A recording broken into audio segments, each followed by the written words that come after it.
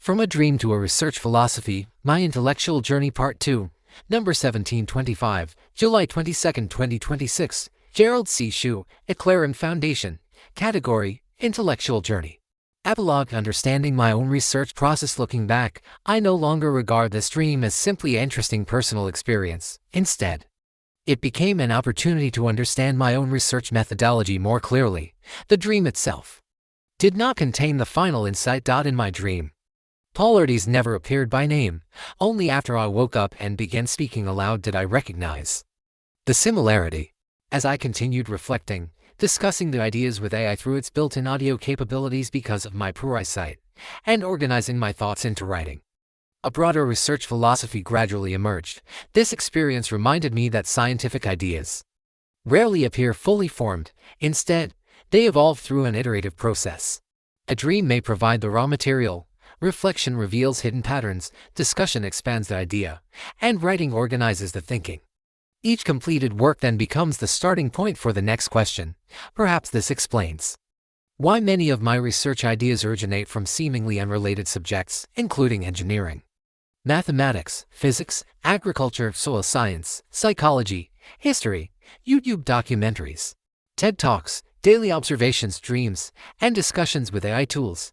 Although these subjects appear very different, they often share common underlying principles waiting to be recognized. For polarities, intellectual exploration required traveling physically from one university to another. For me, living in the 21st century, that journey has become largely intellectual rather than geographical. Through scientific literature, engineering, medicine, interdisciplinary reading, YouTube, nighttime dreams, and discussions with AI, I now travel across ideas rather than across countries. Although the methods are different, the objective remains the same: to search for new ideas, question established assumptions, and discover common principles across different disciplines. Looking back, I realize that the most valuable lesson was not the dream itself, but understanding how a dream, reflection, discussion, and writing work together as successive stages of the creative process. For me, this process may be one of my most important discoveries. Conclusion: the freedom to think beyond boundaries. Looking back over my research journey, I have gradually realized that one of my greatest strengths is intellectual freedom. I have never been comfortable allowing artificial boundaries to define the limits of my thinking. Whether those boundaries separate mathematics from engineering, engineering from medicine, agriculture from physiology, psychology from physiology, or one scientific discipline from another, I naturally tend to look beyond them. My curiosity is driven less by the labels of individual disciplines than by the underlying principles that they may share. For this reason, many of my research ideas originate outside medicine itself. Engineering has helped me understand pathophysiology, mathematics has helped me construct predictive models, agriculture has provided new perspectives on lifestyle, medicine, dreams, YouTube documentaries, historical records, scientific journals, artificial intelligence, and my own long-term observations have all become sources of inspiration.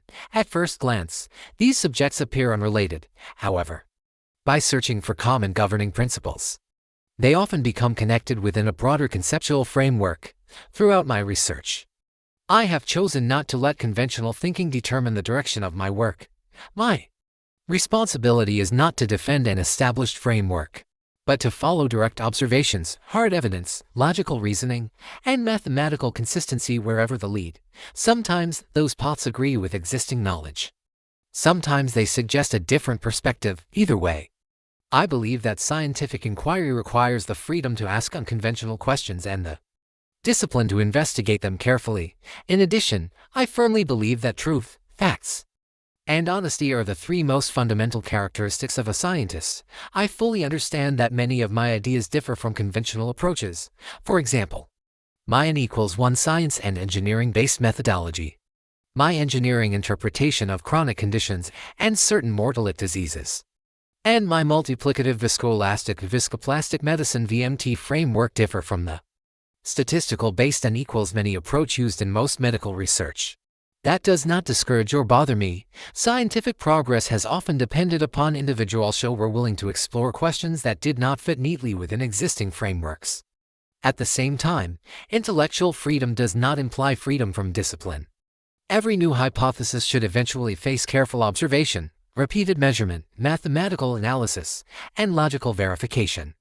Imagination may initiate discovery, but evidence determines whether an idea deserves to survive. For me, these two elements, creative freedom and analytical discipline, are complementary rather than contradictory. After more than 5 decades of science and engineering experience and 17 years devoted to mathematical modeling and biomedical research, I have come to appreciate that the greatest limitation on scientific discovery is often not a lack of information, but the willingness to look beyond familiar boundaries. Therefore, I will continue to think freely, learn continuously, observe carefully, and write honestly. Whether my conclusions are ultimately accepted or challenged by others is less important than remaining faithful to the process of exploration itself. After all, I am a free man. My greatest responsibility is to preserve the freedom to think, the discipline to investigate, and the curiosity to continue searching for new knowledge. Epilogue. My childhood. At 4 years old, I was already quiet, observant, and aware that my mind worked differently. Nearly 8 decades later, those same characteristics remain evident in the way I conduct my research. I carefully observe, recognize patterns that others may overlook, connect seemingly unrelated subjects, and think independently before speaking or writing. The scale of my observations has changed from watching a classroom as a young child to study mathematics, computer science, and models, engineering, my nighttime dreams, and my own 17 years long-term 4.5 million data points, but the person behind those observations has remained remarkably consistent. The internet, artificial intelligence, and my continuing journey of discovery. Looking back, I no longer regard this dream as simply an interesting personal experience. Instead, it helped me better understand my own research methodology and the environment in which my ideas continue to evolve. The dream itself did not contain the final insight. In my dream, polarities never appeared by name. Only after I woke up and began describing the dream aloud did I suddenly recognize the similarity between high research style and my own way of generating ideas, AM research style.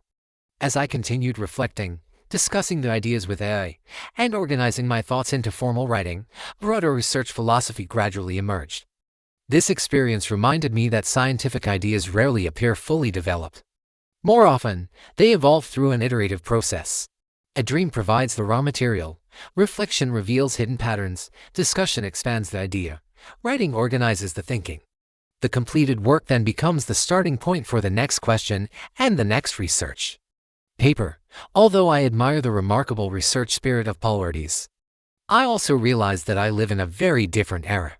Erdős had to travel physically from one university to another because that was the only practical way to interact with outstanding mathematicians throughout the world.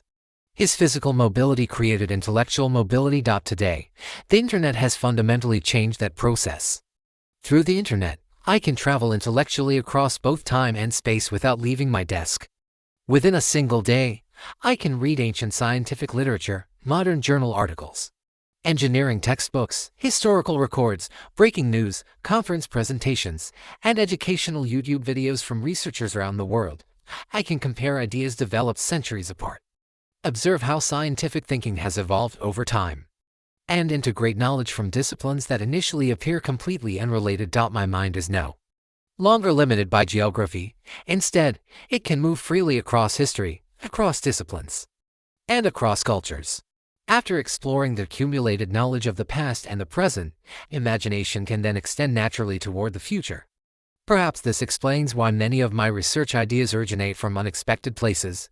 Engineering may illuminate medicine, mathematics may explain pathophysiology, a YouTube documentary on cotton farming may inspire a new understanding of lifestyle medicine. A discussion of soil science may lead to new insights about the self-healing capacity of the human body. Even subjects that I never formally studied, such as chemistry or soil science, can become valuable sources of inspiration when viewed through the common language of scientific principles. In many ways, my own professional career has followed the same historical evolution. Earlier in my engineering career, I participated in building portions of the information technology infrastructure that eventually became today's internet and artificial intelligence tools. Decades later, I have become one of its beneficiaries. The technological foundation that my generation helped construct has now become an extraordinary environment for my own learning, thinking, and scientific exploration. What will emerge 10 years from now? I do not know. New technologies will certainly appear, just as the internet gave rise to AI. Future generations will undoubtedly develop tools that we cannot yet imagine. However, I believe the fundamental principle will remain unchanged. Technology may continue to transform the way we search for knowledge, but curiosity, imagination, careful observation, interdisciplinary thinking, and the willingness to challenge established assumptions will remain the true driving forces behind scientific discovery. Perhaps every generation is given its own tools. For polarities, those tools were trains, airplanes, universities, blackboards, and conversations with fellow mathematicians. For my generation, they include the internet, digital libraries, worldwide communication, YouTube, and artificial intelligence. The tools will continue to change, but the journey of discovery will continue as well. The hidden supporting pillars of my thinking, although my research papers focus primarily on mathematics, engineering, medicine, and data science, my intellectual interests extend far beyond these fields. My mind constantly explores philosophy, literature, and history. I rarely discuss these subjects directly in my scientific writing, yet they have quietly shaped the way I think for many decades. The insights I have gained from these disciplines have become hidden supporting pillars of my present knowledge base, enabling me to connect ideas across seemingly unrelated fields. In conclusion, I believe that only words and knowledge can transcend both time and space to reach future generations. That is why I keep writing. This content is provided for educational reference only and does not constitute medical advice. No doctor-patient relationship is created. You may share this summary freely, but it must not be altered, edited, or republished as your own. All intellectual property rights and copyrights for this article and its related materials belong to the author, Gerald C.